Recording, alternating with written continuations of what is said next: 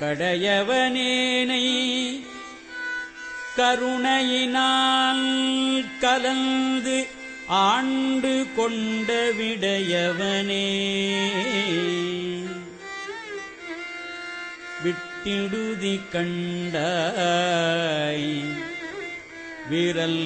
வேங்கையின் தோல் உடையவனே மன்னும் உத்தரகோசமங்கைக்கு அரசே சடையவனே தளர்ந்தேன் எம்பிரான் என்னை தாங்கிக் கொள்ளே